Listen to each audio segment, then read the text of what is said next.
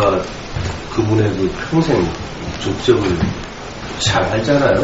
민주화 운동의 중심에 계셨던 그 원로 분인데, 이분이 지난 2월 28일 날 서울에서 약 5천여 명이 모인 그 집회를 한번 하셨잖아요. 그래서 제2의 민주화 운동을 선언하셨는데, 참 어떤 의미로 보면 안타까운 일이죠. 면목이 없었죠, 저희들이. 저희들이 민주주의를 잘 지켜왔더라면 원로 또 신부님께서 이 정치 일선에 나서지 않으셔도 됐을 텐데, 그런 점에서 굉장히 좀 죄송스럽다 이렇게 말씀을 드리고요. 이제 신부님께서 그렇게 전국을 다니시면서 강론을 통해서 이렇게 말씀하시는데, 사실은 또 한 분이 계셔요. 박창신 신부님이, 거기는 검찰에서 소환을 해도 지금 불응을 하고 계시고 나가야 될 가치를 느끼지 못하고 계시는 분이시죠. 그런데 사실은 종교가 정치를 외면할 수는 없는 거 아니겠습니까? 이제 특히 천주교 쪽에서는 그동안에 일관되게 우리 한국 민주화운동 과정에서 중요한 역할을 하셨는데, 지금 결과적으로 신부님께서 말씀하신 것도 투표소에서 수개표 하자. 그 신부님의 의도도 결국은 아까 제가 잠깐 언급을 좀 했습니다만은 새누리당의 영구집권을 분쇄할 수 있는 유일한 길이다 라는 것이 함축되어 있을 것입니다. 어차피 지금 우리가 이명박 정부 5년 동안에 장기집권 플랜을 짜서 이렇게 했다는 것은 일반적으로 다 알려져 있는 사실이잖아요. 그 프레임, 그 구도 속에서 지금 이 새누리당 정부가 계속 집권을 하고 있는데, 그 방법이 뭐가 있겠느냐. 사실은 지난번에도 문재인 후보가 정상적으로 본 당선이었다라고 심정을 가죠, 심정이. 그런데 이게 지금 개표 과정에서 조작을 해가지고 저렇게 뺏겨버리니 수개표를 안 할 수 없다. 그런 거고요. 또 하나는 이제 이 국기가 지금 굉장히 문란돼 있잖아요. 어떻게 해서 공권력이, 그것도 최고의 권력기관들이 대통령 선거에 개입을 해서 선거를 아주 본격적으로 선거운동을 하고 민심을 호도시키고 이렇게 할 수가 있습니까? 지금 국정원에서 댓글 단 게 그게 수백만 개잖아요. 계속 댓글 달아서 여론을 호도시키고 민심을 왜곡시키고. 바로 그래서 수개표를 함으로써 정상적인 권력이 창출이 된다면 그야말로 우리 국정을 농단당했던 국정을 바로잡고 그야말로 민주주의가 완성되는 단계로 진입하지 않나. 큰 틀에서 보면 그런 그 의미가 있다고 봐집니다. 저는 함상 신부님의 말씀에 정말 감동스럽고요. 전적으로 공감을 합니다. 다만 신부님께서 말씀하셨다시피 이 법안이 국회에서 일단 심사가 돼서 통과돼야 되기 때문에 1차적으로 위원회에서 심사에서 논의가 돼가지고 통과가 되면 법사위에서는 거의가 위원회의 의견을 존중해주기 때문에 다 본회의에 상정할 수 있도록 절차가 밟아집니다. 그런 차원에서 지금 우리 국회 행정안전위원회의 그 여야 의원들께 정말 우리가 힘을 모아가지고 반드시 위원회에서 이 법안을 처리할 수 있도록 국민적 요구가 일치되게 일관되게 이들에게 전달될 수 있도록 우리가 해야 될 것입니다.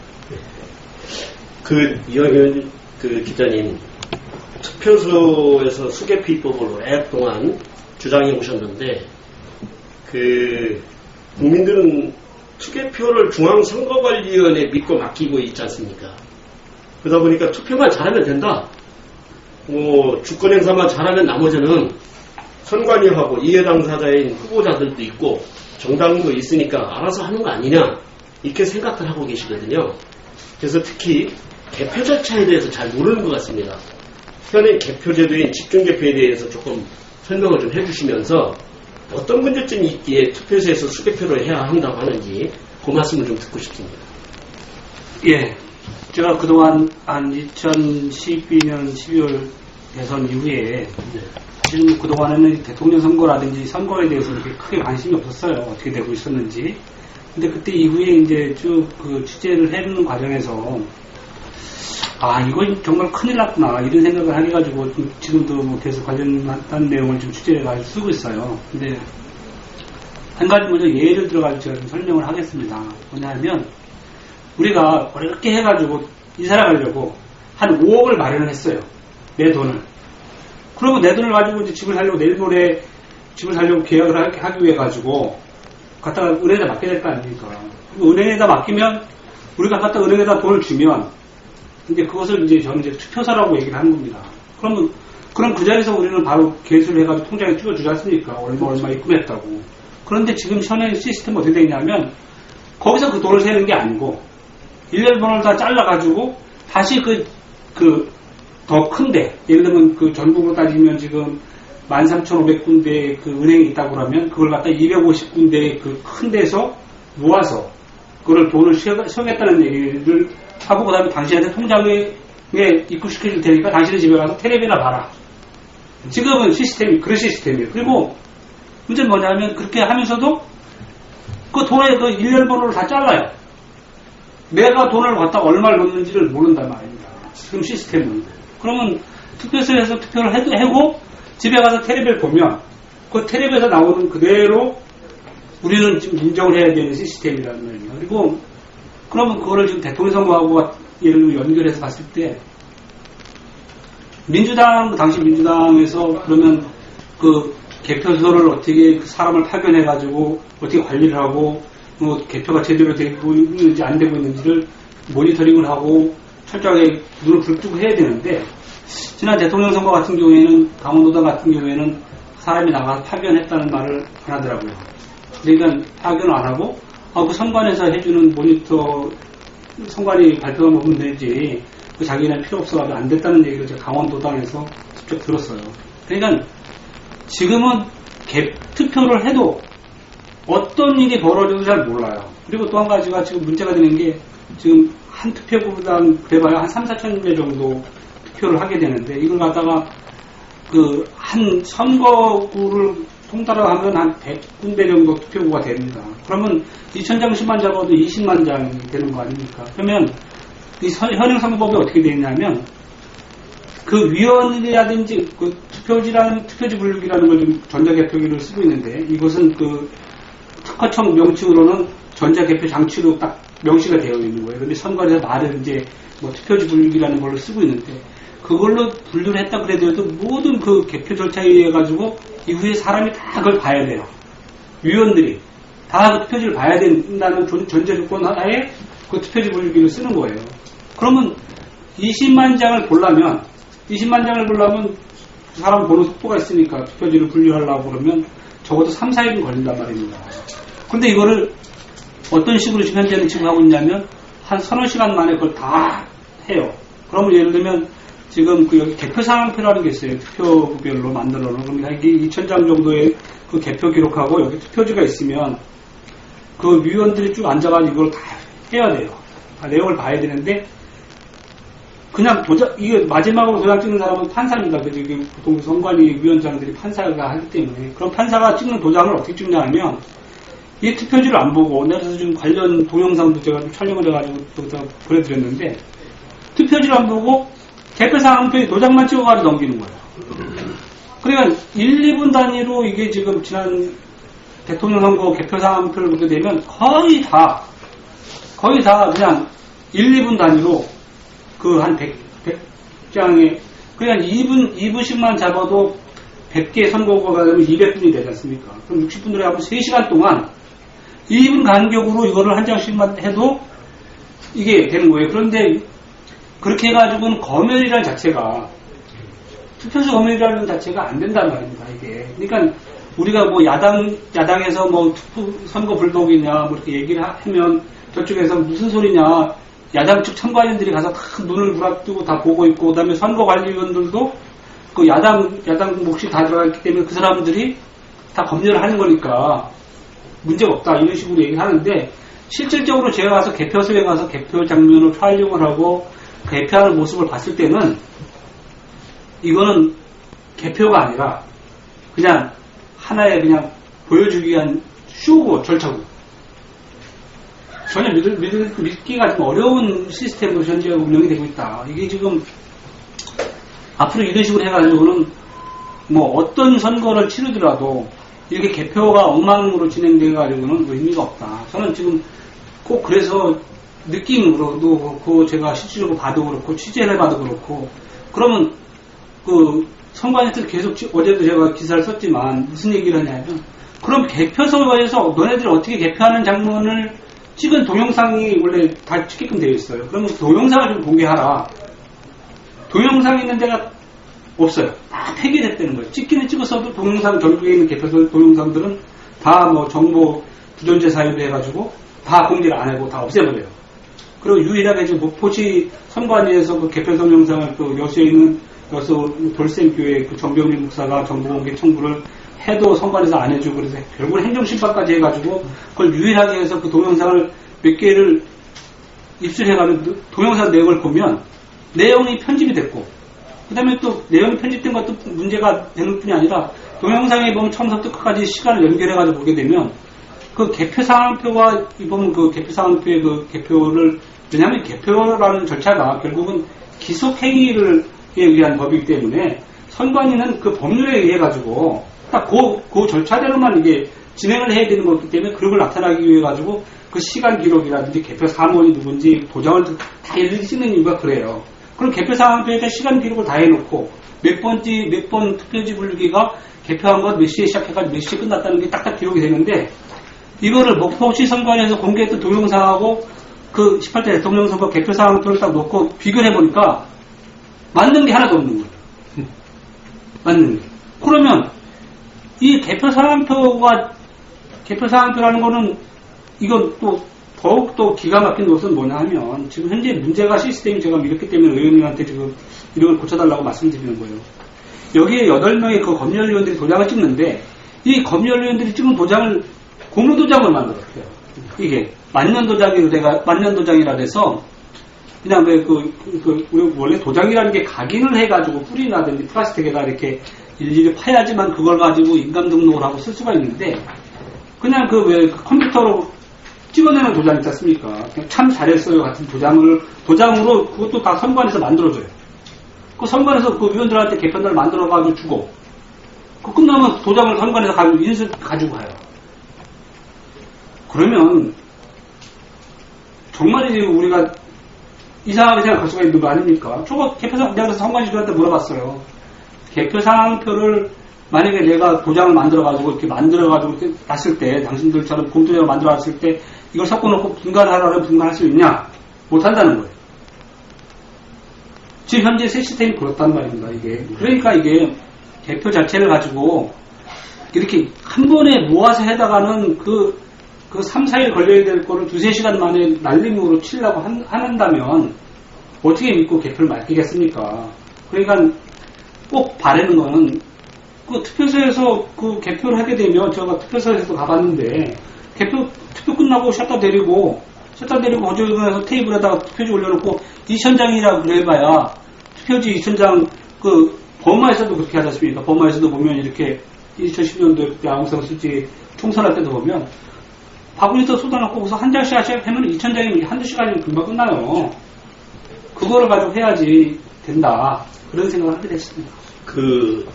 방금 말씀하신 대로 현행 선거법을 원칙대로 적용해서 개표를 하면은 24시간 풀가동을 해서 3, 4일씩 걸린다라는 숫자가 이게 우스갯소리입니까요? 원칙대로 하면 그렇게 나오는 겁니까? 왜 그러냐 하면은요. 네. 왜 그러냐면 지금 우리가 이제 보통 투표지 개표소에 가보면요. 투표지 분류기가 분류해야 될 게 한 20만 장이 됩니다. 그러면 이게 한 8개 반이나 10개 반으로 투표지 분류기를 한 다음에 그럼 그 후에서 이제 투표지 분류기를 하는데 한 10분 정도 걸려요. 한 2,000장 정도 분류를 하게 되는데 그러면 2,000장 정도 그렇게 되는데 요걸 이후에 또 심사집계부를 거쳐가지고 또 위원 검열을 해가지고 또 그다음에 위원장 공표까지 하는 거를 그 위원들은 8명이 아무리 거기서 투표지 분류기가 여러 개가 있다 그래도 위원들은 일렬로 쫙 해야 돼요. 그러니까 이 사람이 본 거를 또 이 사람이 봐야 되고, 이 사람이 봐야 되고, 이 사람이 봐야 되고, 맨 마지막에 위원장이 보고 도장을 찍어야 되기 때문에 결국은 20만 장을 한 줄로 봐야 되는 거예요. 20만 장을. 20만 장이라는 투표지를 하나하나씩 이렇게 그 투개표, 홈표가 들어가 있는지, 무효표가 들어가 있는지, 이거를 분류해 가는 과정을 본다면 20만 장을 몇 시간에 볼 수 있나요? 본단 말이에요. 2,000장 분류하는 것도 몇십 분 걸리고 그러는데, 제가 그걸 계산을 따져가지고 제가 물어봤어요. 선관위 직원들한테. 그 한 투표구로 한 30만 장을 그걸 보려고 그러면, 그거 24시간씩 가동해가지고 2, 3일 봐도 못 볼 것 같은데, 가능하겠냐 그랬더니, 그렇게 보면 그렇게 된다 이거예요. 그러니까, 그래서 그렇기 때문에 그 투표지 분류기라는 것을 사용을 해서, 먼저 이거를 후보자별로 1차 이거를 분류한다. 그렇게 얘기를 한단 말입니다. 그런데 문제는 뭐냐면, 그렇게 됐을 때, 그랬기 때문에 투표지 분류기를 개표를 보조하는 장치를 쓴다고 얘기를 하지 않습니까? 그런데 문제는 개표라는 거는 우리나라 공직선거법에 개표라는 게 전자개표할 수 있는 법은 278조에 따로 있어요. 그거는 뭐냐면 이렇게 전자 스크린으로 넣어가지고 스크린으로 터치하는 그 시스템인데, 그거는 우리나라 이제 공직선거법에 있는 대통령 선거라든지 국회의원 선거라든지 그다음에 지방자치단체장 선거에는 못 쓰게 되어 있는 거예요. 그 법 자체, 그 법이. 그럼 아까도 말씀드렸다시피 그 선관위라는 건 뭐냐면 법에 딱 명시되어 있는 대로 그대로 해야 되는 거예요. 선관위는 그 개표를 진행하면서 자기들 재량권이 없어요.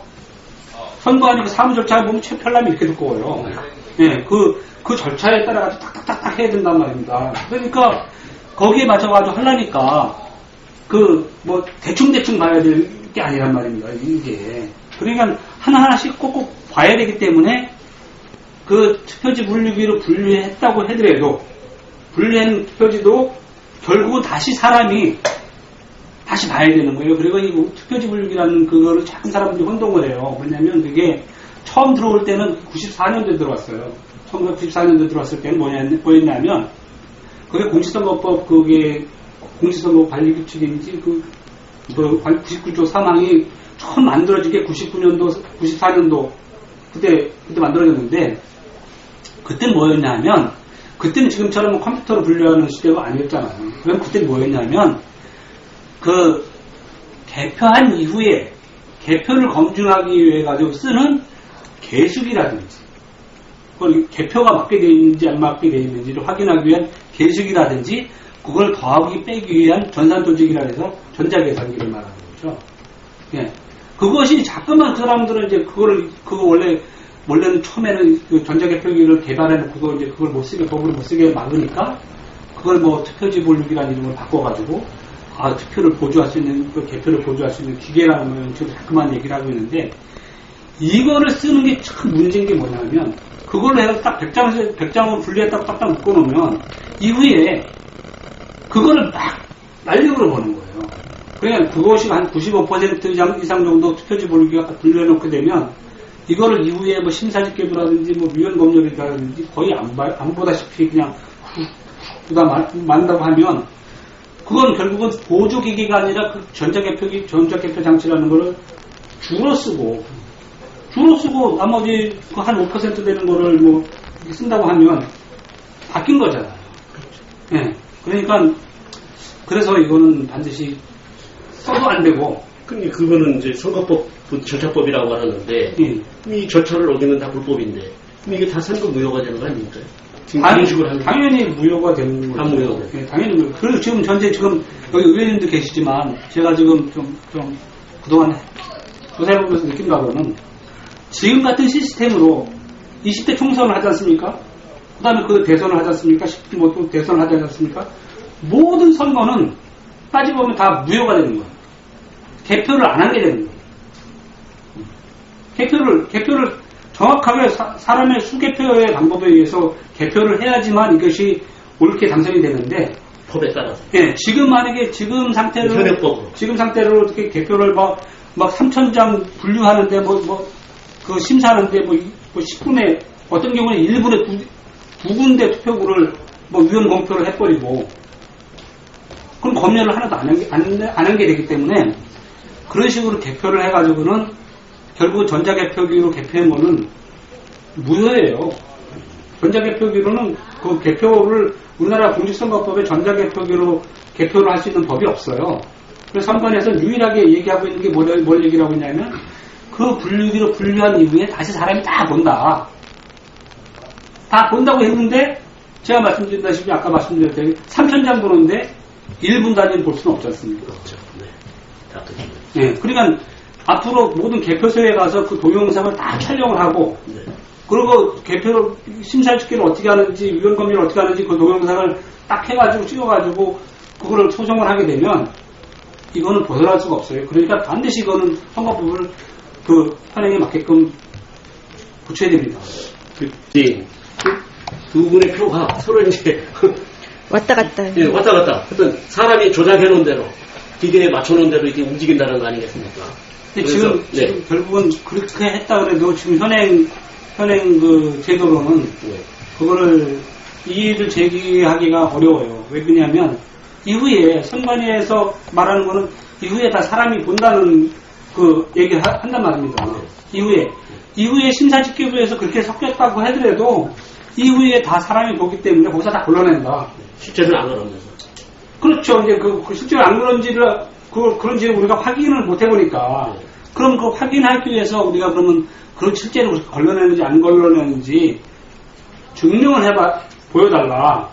뭐 동영상을 한번 공개를 해보든지 아니면 뭐 어떤 식으로 했는지 투표지 투표지 분류기에 들어가면 그 이미지가 다 스캔이 돼가지고 이것이 다 저장이 돼 있어요. 그러면 그런 걸 좀 보자든지 이렇게 얘기를 하게 되면 그런 거는 다 지금 뭐 선거법 소송이 걸려있기 때문에 공개할 수가 없다. 투표지와 관련 해서 비공개 사유에 해당이 된다. 그리고 봐도 모르는 게 뭐냐면 이 투표지 자체가 일렬번호를 다 잘라놓고 다 이렇게 섞어놔가지고 뭐가 어떻게 되는지를 모르는 거예요. 그러니까 우리가 큰 통에다가 내가 돈을 만약에 내가 5만원짜리를 해가지고 100장을 줬는데 저 상대편이 무슨 소리냐 네가 놔준 거는 10,000원짜리로 100장을 줬다 얘기를 해버리면 내가 그걸 일렬번호를 확인해 놓지 않나 나도 모르는 거. 왜냐면 일렬번호를 다 잘라가지고 섞어버렸기 때문에 지금 현재 제도는 그래요. 그러니까 봐도 모른다 이거죠.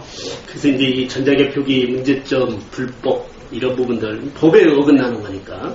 그래서 전자개표기를 사용하면 불법이다. 이것에 대해서 전 그 중앙선거관리위원회 그 한영순 노조위원장이 말씀하신 게 있어서 그 동영상을 좀 보고 나서 공직선거법 등 그 법에 근거해서 전자개표기 불법에 대해서 조금 더 추가로 말씀을 좀 해주십시오.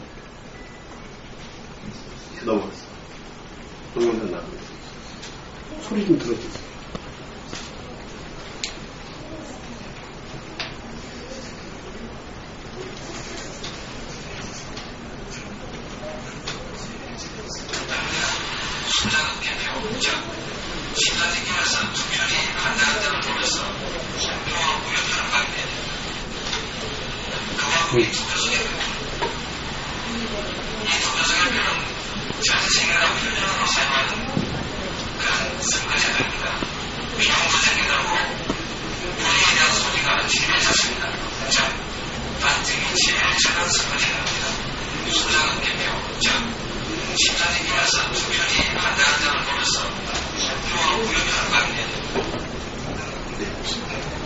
네. 잠깐 동영상을 좀 봤는데 전자개표 불법성에 대해서 조금 법에 근거해서 조금 더 추가로 설명을 좀 해주시죠. 일단 전자개표기 자체는 쓰는 게 아닙니다. 그 개표에 지금 현재 대통령 선거에 쓸 수 있는 장비가 아니에요. 전자개표기라는 거를 그래서 선관위에서는 그걸 지금 처음에는 개표기라고 그래가지고 2003수 26이라는 재판이 대법원 판결 나오기까지는 그때 전에는 그냥 개표기라고 그랬어요. 이름을 개표기라고 그랬다가 이제 그 이후에 그 개표기 자체를 그 개표기를 쓰면 안 된다는 조건이 그 대법원 판결문에 결국은 들어가 있는 거죠. 뭐였냐면 개표기로 쓸 수는 없다.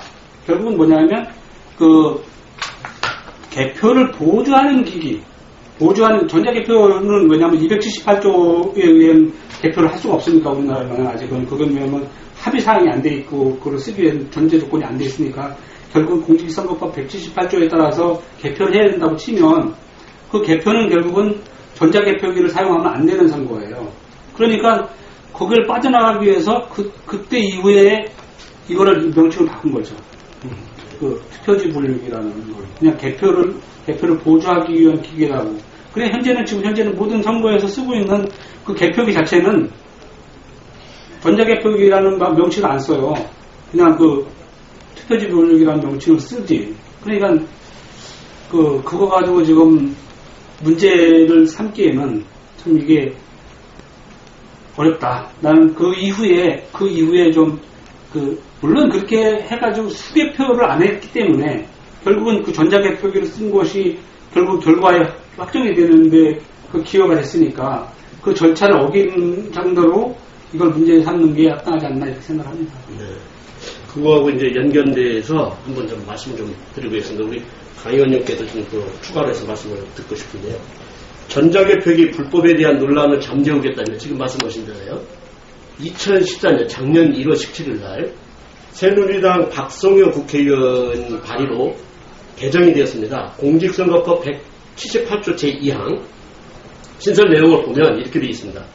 개표 사무를 보조하기 위하여 투표지를 유무효별 또는 후보자별로 구분하거나 계산에 필요한 기계장치 또는 전산조직을 이용할 수 있다. 이용하리라고 하는 이렇게 것을 했는데 이번에 이제 강동원 의원님께서 발의하신 내용에 보면은 이용할을 보조적으로 이용할이라고 하셨습니다. 근데 이 개정안으로 인해서 새누리당은 스스로 자기들이 선거 부정을 했다라고 하는 인정하는 그 결과였거든요. 지금 대선에서는 그렇게 했었고 그 대선이 끝난 이후에 지금 법을 소멸했기 때문에. 그런데 이것은 공직선거법상 법적 충돌의 문제가 있다라고 하는 말이 있는데 이게 무슨 뜻인지 좀 말씀을 좀 해주시죠. 제가 뭐 법적 충돌이 있는지에 대해서 검토해보는 바는 없고요. 원래 그 178조 2항에 있던 조항은 원래는 공직선거 관리규칙 99조 3항에 있던 내용을 그게 이제 이번에 선거부에서 소송이 들어가고 하니까 그 법에 없는 결국 법이 있어야지 규칙이 생기는 건데 그 법에 없는 내용을 해놓고 법에 없는 내용으로 개표를 해놓고 이거 가지고 문제가 되니까 규칙에 있는 그 내용을 갖다가 법으로 끌어올린 거예요. 사후에. 사후죠. 이제 왜냐면 이거 가지고 법에 없는 개표를 해놓고 나니까 문제가 되니까 규칙에 있던 조항을 삭제하고 그 조항을 올린 거예요. 근데 거기 전제가 뭐였냐면 거기도 마찬가지죠. 개표를 보조하기 위한이라는 게 딱 명시가 되어 있는 거예요.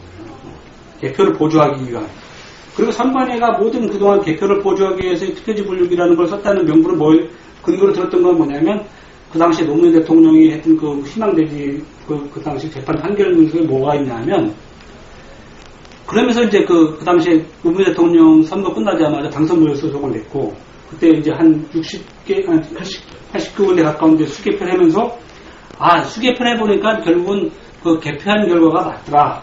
이런 내용을 이제 거기다 이제 적행부에다 놓으면서 뭐라고 하냐면 이렇게 수개표를 해놓은 거하고 차이가 없다. 그러니까 결국은 그 기계를 썼어도 결국은 그거는 그냥 그 수개표를 보조하기 위한 장치를 썼다. 그리고 결국은 왜냐면 확정적으로 나온 건 뭐냐면 그 판사가 만들어 서명했던 개표상학표 내용하고 그 검증했던 내용하고 별로 차이가 없으니까 결국은 뭐냐면 이후에 그 심사집계부를 그 전자개표기로 개표했어도 이후에 심사 집계라든지 위원 검열이라든지 위원장 공표까지 단계가 다 유관 확인 심사를 거쳤다는 걸 전제로 한 판결이에요. 그게 뭐냐면 투표지 분류기가 분류한 이후에도 사람이 심사집계부 그 위원 검열 위원장이 다 이걸 해야 된단 말이죠. 그럼 그걸 안 하게 되면 지금도 마찬가지예요. 아무리 법을 바꿨다고 하더라도 그거를 가지고 개표할 수는 없어요. 그거는 뭐 178조 아니라 178조 뭐 상급을 다뤄놔도 개표를 보조하기 위한 그 법이지 그거를 개표하라는 법은 아니란 말이에요. 예. 그러니까 결국은 법을 지금 이렇게 개정을 해놨다 하더라도 이거는 그 법적 효력은 없다 이거지. 예, 그걸로 개표를 해도 그걸로 그래 쓸데없는 짓을 하는 거예요. 네. 왜냐면 그걸로 개표해도 이후에 또 개표를 해야 돼요. 근데 그 내용도요, 지금 또 일각에서는 네. 그 자체가 또 모순이다 이렇게 주장하시는 분도 계세요. 네. 네, 그렇기 때문에 일단 법이라고 하는 것은 제 개정안에 대해서 그 주요 골자를 여야가 논의하는 과정에 이 여러 가지 지금 법에 담지 못하고 있는 이런 부분들이 최종적으로 더 논의 과정에서 보완돼야 되는 것은 보완해야 되는 거고 뭐 그런 거죠. 그래서 이 법 개정안을 지금 국회에 발의해 놓고 난 이후에 여러 가지 의견들이 접수되는 것들은 제가 이제 우리 지금 심사하시는 분들께 이 백데이터를 드려서 충분히 더 검토하도록 그렇게 준비하고 있습니다. 네, 알겠습니다. 의원님께서 선거는 축제가 돼야 된다고 말씀하시는 게 좀 생각이 나는데 우선 어느 나라들에서 이렇게 투표소 수개표를 좀 하고 있습니까? 제가 뭐 전 세계를 다 수개표를 하는 것을 확인을 못 해봤는데요. 반대로 이런 말씀을 드리고 싶은 거예요, 저는.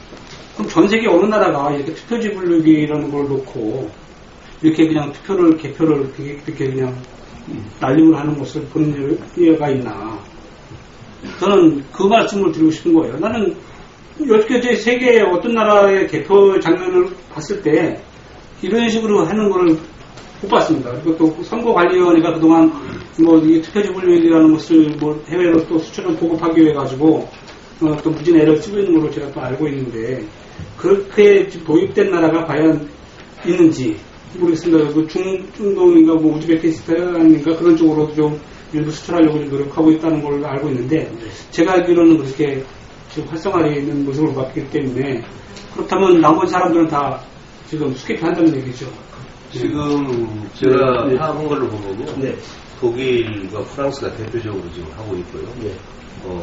그다음에 스웨덴이나 스페인, 네덜란드, 캐나다, 멕시코, 덴마크, 그리고 지금 필리핀도 사실은 수개표를 하는 나라예요. 네. 그 대만도 지금 하고 있고 남미 쪽에서는 브라질이 하고 있고 그렇습니다.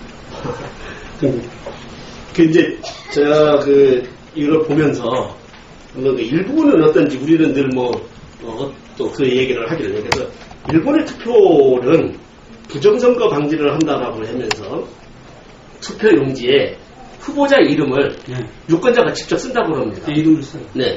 근데 이게 히라가나나 가나카나 이렇게 써도 되고, 한자로 써도 되고, 이름을 조금 틀리게 써도 되고, 그 외에 다른 사람이라고 생각하기 힘든 이름을 이렇게 했다라고 한다면 그 다 유권자의 의사표시를 존중한다고 해서 유효표로 다 인정을 한다는 거예요. 근데 이제 우리하고는 달리 여기도 이제 투표지 분리기를 쓰고 있는데 우리하고는 달리 개수를 하지 않는다라고 합니다. 일본은. 제가 일본 그 동영상을 제가 확인을 해봤는데요. 네. 걔들 똑같습니다. 걔들도 지금 우리나라에서 집주식 개표를 해요. 네. 집주식 개표를 하는데 거기에 문제가 있는 게 뭐냐면 조금 말씀하신 대로 이름을 다 쓰기 때문에 이걸 사람이 분류를 할 수가 없는 거예요. 네. 그 쓰는 처체도 다 다르고. 그러니까 그 사람들은 어떤 식으로 하냐면 먼저 개표를 합니다. 먼저 이렇게 다 계함을 하고 한 군데 모아가지고 계함을 해가지고 다 투표별로 이렇게 팔레트를 들고 이렇게 후보자별로 이름 섞은 다음에 그 다음에 이걸 갖다가 이제 개수는 맨 마지막에 해요. 맨 마지막에 하면서 이걸 그냥 투표지 분류기에다가 분류만 해보는 거예요. 거기서 개표 상황표라는 걸 만들진 않아요. 직개표를. 네. 직개표라는 걸 만들지 않고 그 다음에 이거를 분류한 다음에도 그 다음에 또 어디 가냐면 그 다음에도 사람이 이렇게 옆으로 이렇게 앉아서 이거 해온 거를 가지고 다시 내가 보고 이 사람한테 주고 이 사람이 보고 이 사람이 하고 이런 단계를 거친 다음에 맨 마지막에 가서 개수기를 놓고 다 쉬어요. 다 쉰 다음에 그 사람의 수기로 개표를 쓰는 거기 때문에 거기는 부정할 방법이 없는 거예요.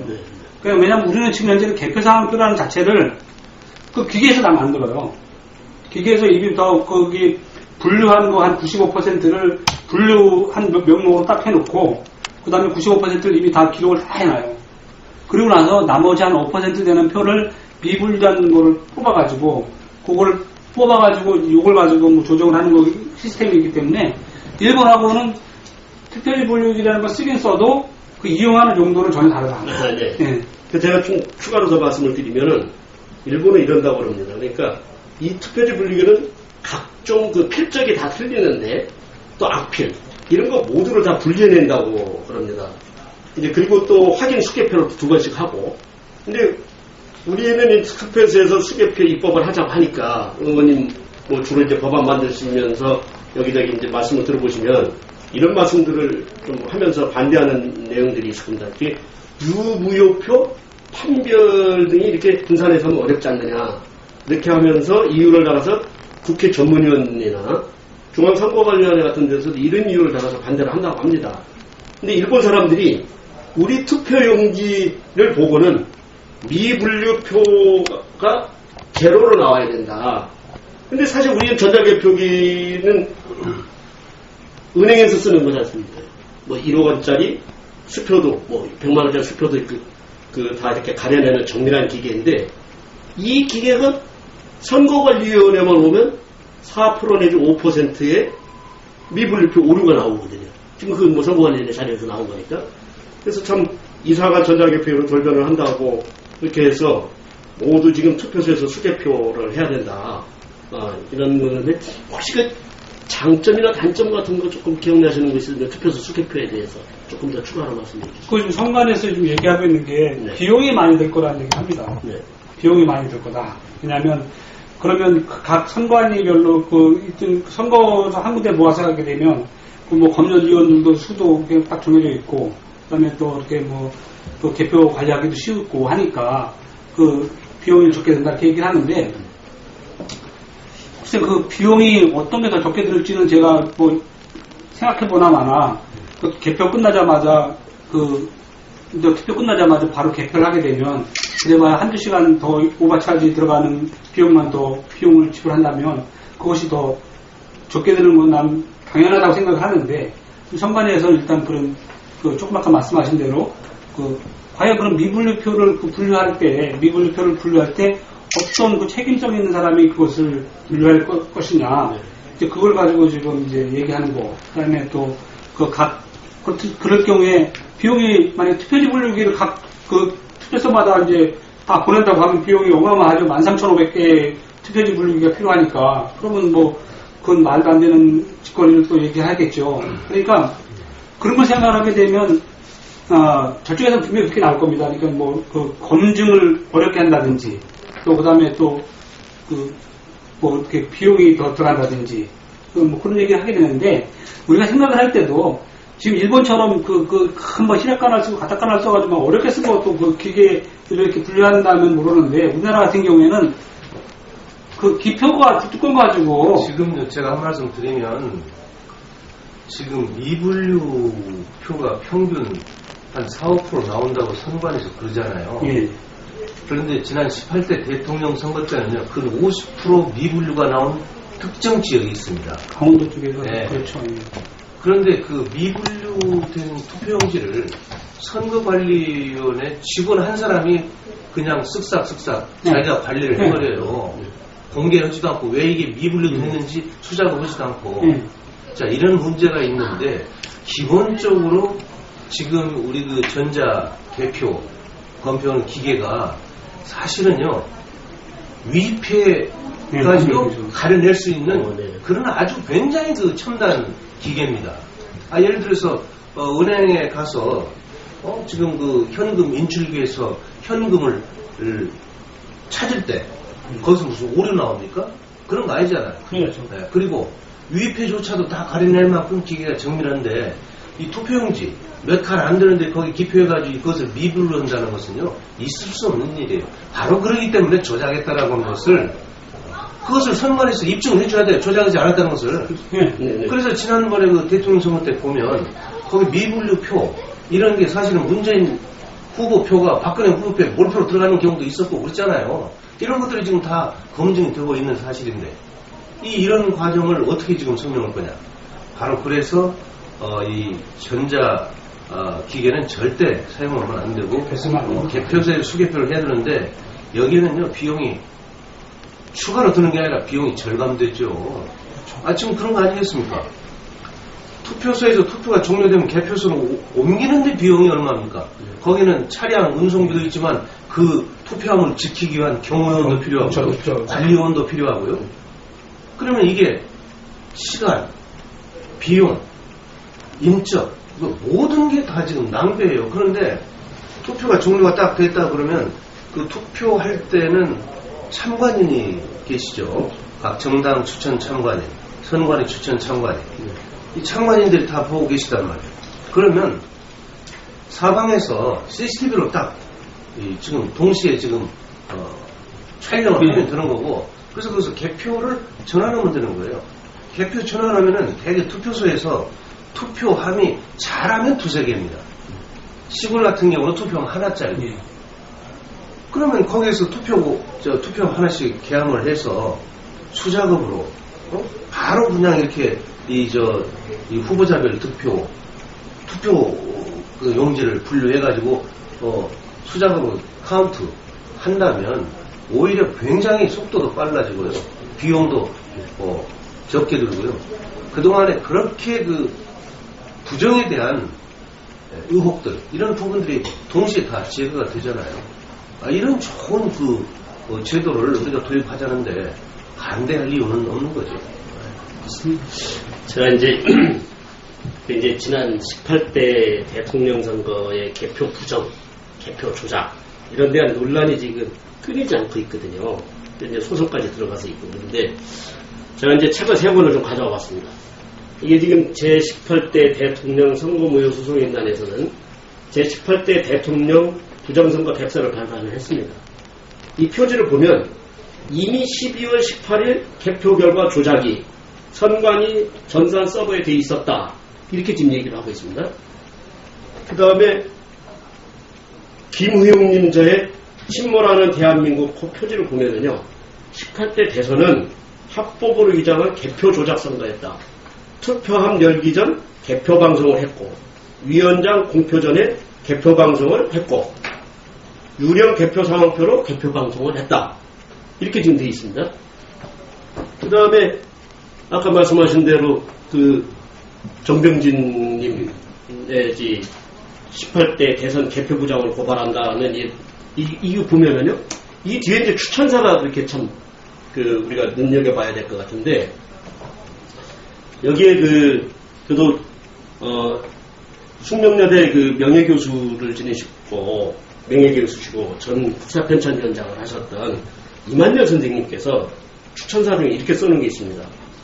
그동안 개표 부정 의혹에 막연히 반신반의했던 분들은 이 책을 통해서 한국 민주주의가 위기에 처했다는 것과 민주주의 회복을 위해서는 새로운 결단과 인내가 필요하다는 것을 분명히 알게 될 것이다. 그러면서 지금과 같은 개표 이게 있습니다. 지금과 같은 개표 의혹 문제를 덮어버린다면 다음 선거 때 내가 던진 한 표가 다시 도둑맞지 않게 된다는 보장이 없다. 그래서 국민의 살아있는 주권의식이 이때만큼 필요한 때가 없다. 이 책은 국민의 주권의식을 깨우치고 다시는 어설픈 선거관리를 통해서 부정의혹이 스며들지 않도록 하는데 크게 도움을 줄 것이다 라고 이렇게 추천사를 해주셨습니다. 이제 강동원 의원님께서 말씀하신 또 이제 입법 발의해 주신 투표소 수개표는 결국은 국민 주권 회복하고 부정선거 방지, 민주주의 지킴이거든요. 그래서 지난 18대 대선의 개표 부정과 조작 관련해서 더 추가로 혹시 말씀해 주실 내용이 있으시죠? 일단 어쨌든 대통령 선거가 제일 중요한 선거 아닙니까? 이게 1년으로 예산으로 따지면 지금 360조가 넘어가는 우리나라 지금 1년 예산인데, 그러면 1인당 세부담으로 따지면 한 700만 원 정도 되는 거예요. 700만 원 정도 되는 것이고, 그거를 만약에 5년 동안 한다면 5×30 한 3,500만 원, 4,000만 원 가까이를 행정부한테 그걸 사용할 수 있는 내 권리를 위임하는 중요한 선거란 말입니다. 그런데 내가 던진 표가 이게 제대로 개표가 됐는지를 확인 안 하고 그냥 뭐 텔레비에서 나오는 대로 그냥 결과를 받아들이고 그냥 가만히 있다고 하면 나는 아까 초반에 말씀드렸다시피 내 돈을 가지고 은행에다 입금을 시켰는데 집을 살려고 입금시켰다가 어떻게 보면 새빵살이 하고 있는 그런 기분으로 살아가야 된다는 이런 지금 생각이 드는 거예요. 그러니까 반드시 그 지금 이번에 총선도 있지만 내년 대선도 있고요. 이게 뭐 그 민주주의라는 게 선거를 통해 가지고 이게 확립되는 이게 그 정통성이 확립이 되는데 이 개표가 흔들려져 버리면 그건 의미가 없는 거예요. 그 국회의원들이 입법행 절차도 그것도 문제가 되는 것이고 행정부 대통령도 문제가 되는 것이니까 반드시 이걸 좀 여야를 떠나서 좀 우리나라 국민을 살리는 길로 생각해 주셔가지고 우리 저기 강동원 의원님께서 꼭 좀 힘을 내셔가지고 입법 처리되시기를 진짜 바라는 마음입니다. 강동원 의원님 부탁드릴 국민 한 사람으로서 지금 부탁을 좀 드려야 될 그 마음입니다. 그렇게 말씀하시니까 제가 답을 드리는데요. 이제 저는 이 개정안을 국회에 발의해서 이 위원회에 지금 회부를 시켜놨기 때문에 제 손에서는 일단 떠났습니다. 다만 저도 이제 우리 국회에서 이 법안이 조속히 심사 처리될 수 있도록 노력은 하겠지만 이제 국민적 요구를 강하게 여야 정치인들에게 해서 이 문제가 반드시 19대 임기 내에 처리가 될 수 있도록 국민적 총의를 모아 주셔야 됩니다. 지금 이 운동을 하시는 운동가 선생님도 계시지만 좀 더 외연을 확대해서 우리 국회 지금 행안위원회의